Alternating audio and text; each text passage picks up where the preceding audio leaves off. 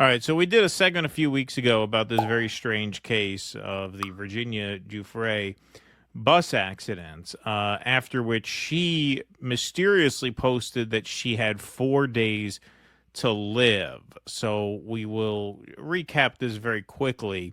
This year has been the worst start to a new year, but I won't bore anyone with the details. But I think it's important to note that when a school bus driver comes at you driving 110 kilometers an hour, as we were slowing for a turn, that no matter what your car is made of, it might as well be a tin can. I've gone into kidney renal failure. They've given me 4 days to live, transferring me to a specialist hospital in urology. I'm ready to go, just not until I see my babies one last time. But you know what they say about wishes: shit in one hand, wish in the other. And I guarantee it's still going to be shit at the end of the day.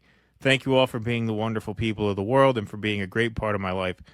God bless you all. So, according to this story, she was driving down the road. She was slowing down to make a turn, which means a bus must have, I guess, rear-ended her, because the bus was driving very, very fast, 110 kilometers per hour. That's about 70 miles an hour, which is very fast for a school bus to be driving in just about any circumstance. It's not clear based on that whether they rear-ended her or whether the bus was driving on the road she was turning onto.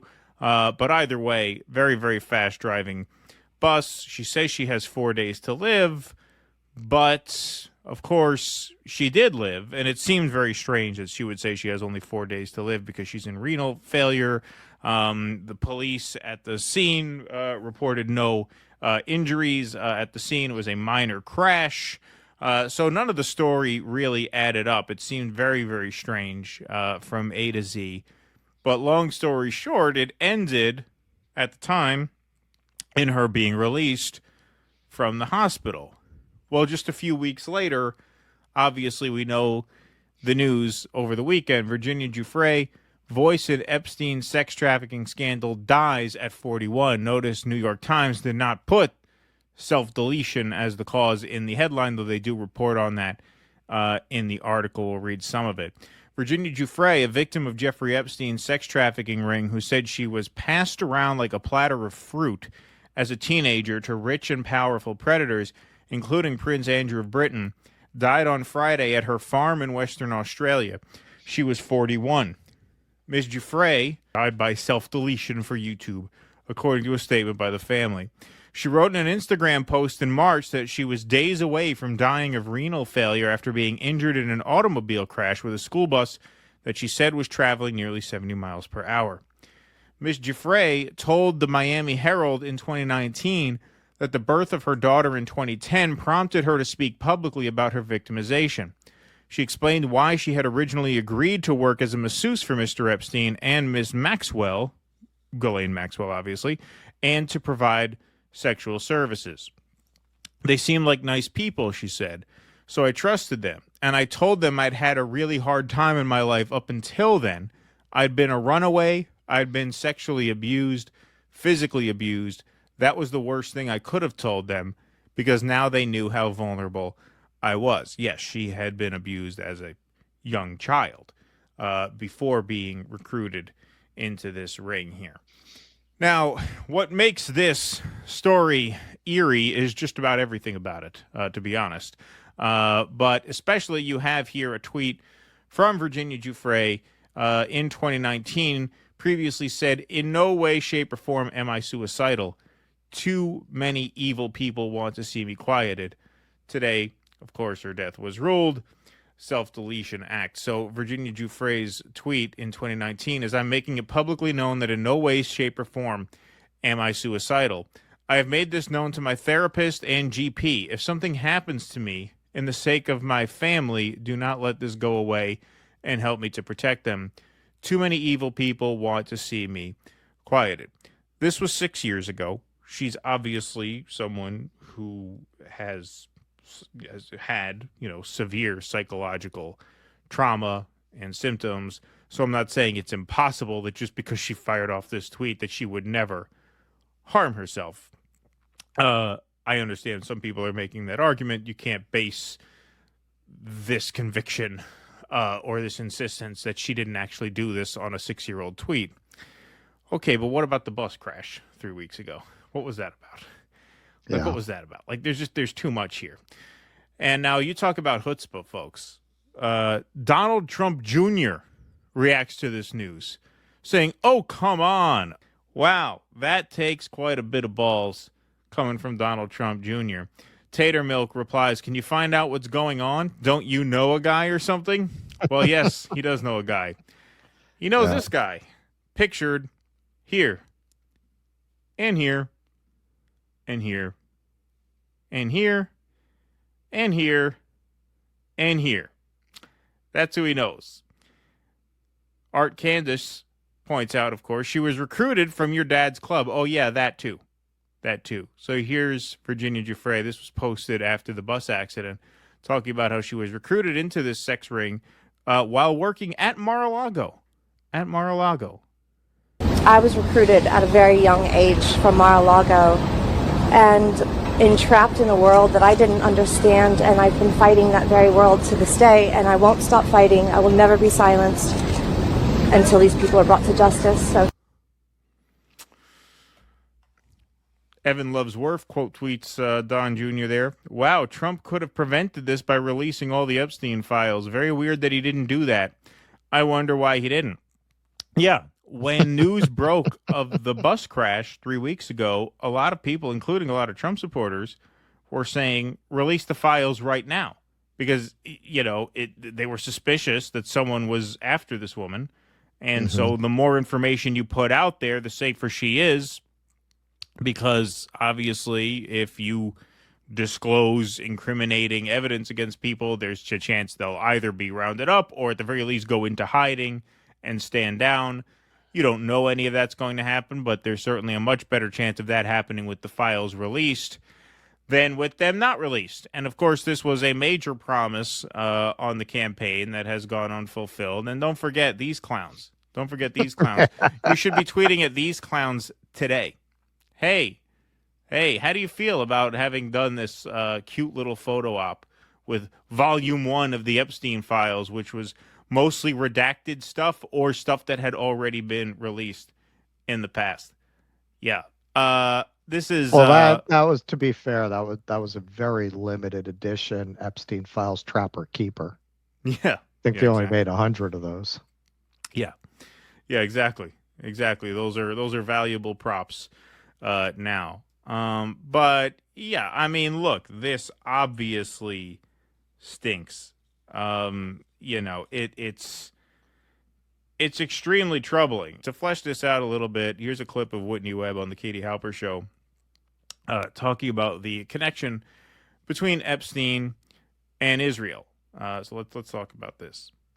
That you found between Epstein and Israel. Well, so in the case of people like Ratner and people like Epstein, they're accused of major sex crimes, but they also have major connections to organized crime and or intelligence. You know, the early history of Israel, for example, some of these organized crime linked oligarchs, the Bronfman family, for example, instrumental in arming the Haganah, the precursor to the IDF. A lot of these mob figures collaborated with Mossad, including Lansky himself. But they have a lot of ties to Israeli intelligence and also to U.S. intelligence.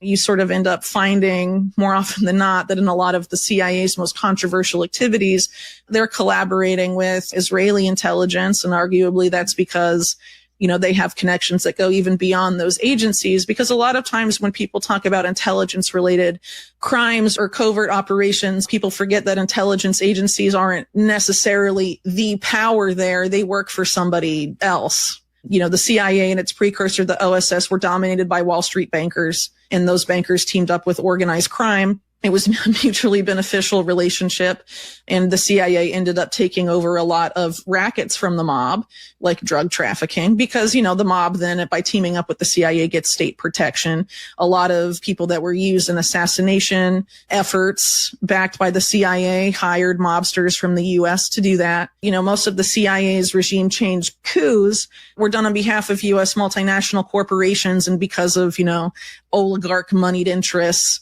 As far as, you know, since you asked about Epstein and the Israeli state, he's really alleged to have been working more closely with Israeli military intelligence, not necessarily Mossad.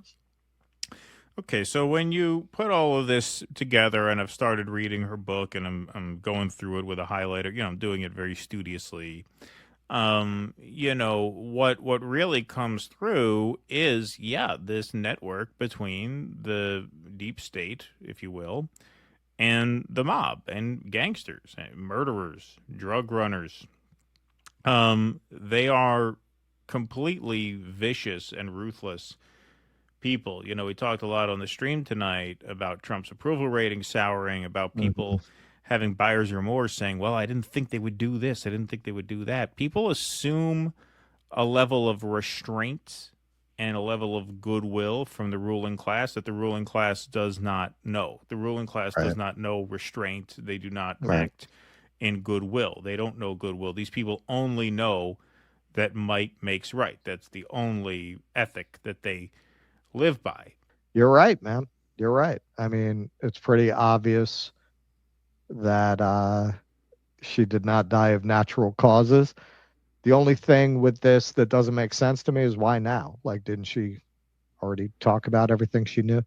It does seem very strange, obviously, but a lot seems strange. I think one of the fallacies people fall into is they try and put together every piece of the puzzle, and sometimes they'll just insist that they have the entire story right from A to Z, and anybody who deviates from that or challenges them on that, oh, you're crazy or this or that, or no, you don't Hmm. see it, I see it.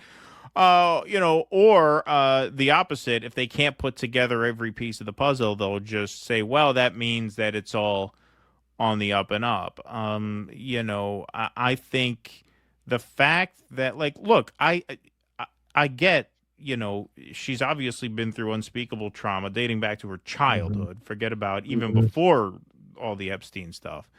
And so, just because she tweeted out 6 years ago, I would never do this, that doesn't mean you can't spiral and fall into something. Sure. So I'm not Yeah. saying it's not possible, but what the fuck was with that bus crash 3 weeks ago? Right. That's the Yeah. thing that to me makes it extremely suspicious. She gets rear-ended by a bus going 70 miles an hour. She says she has 4 days to live.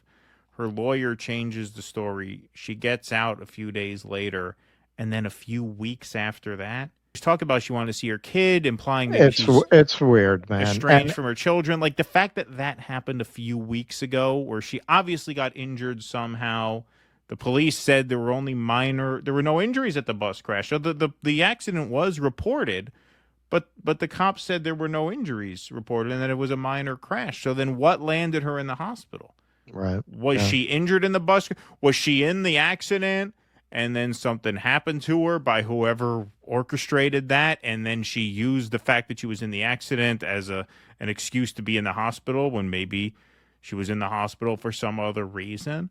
Like we don't know that, but it's extremely bizarre that you would Hmm. have this Yeah. weird accident with a school bus going 70 miles an hour, which who's ever seen a school bus Yeah. go 70 miles an hour? Since when does a school bus go 70 miles an hour? I don't think I've ever seen a school bus go 70 miles an hour in my life. Uh, so that happens. You have this very weird story that changes constantly about it the entire time you're in the hospital. You leave the hospital 3 weeks later, you're dead. And we're Right. not supposed to believe there's anything Yeah. suspicious about that. And the Yeah. ruthlessness of the people who would have done something to her is well documented. That's the thing. Like Sure. the ruthlessness of Sure. these people is very well documented. And so it is extremely suspicious and extremely troubling because it reminds you of what you're up against. A lot of these people, you look, they say power corrupts. You go into Washington thinking you're going to be Mr. Smith, you're going to straighten the place out. Then you see this shit, and it literally puts limits as to what you can do. Right. Like, literally, I can't go further Right. than Right. saying, yeah, two-state solution. That's it. Yeah. That's it. You Yeah. go further than that, they will either, because I'm assuming they tried to bribe you already. That's what they do first. And it works on most of them because Hmm. most of them are fucking whores. So they'll take the bribe and that's Right. it. They don't have to hurt them, right? Here's a few $100,000, right? Say what we want. That's enough for most politicians. If it's not enough, they go to blackmail. If they have nothing to blackmail you on, they'll try and create something. If they can't do that, the last resort is very ugly, which is why Yep. which is why I think nobody is good on this issue. Nobody tells the truth about Israel. Yeah. That has to be because they're afraid. It can't just be I- that every sure. single person there Yeah, it just doesn't make has any this one sense. blind spot. Right. Like, it can't be. It can't makes be. no sense. Yeah, Yeah. especially because it's so uniform across the two parties. Right. Right. Exactly. Please clap.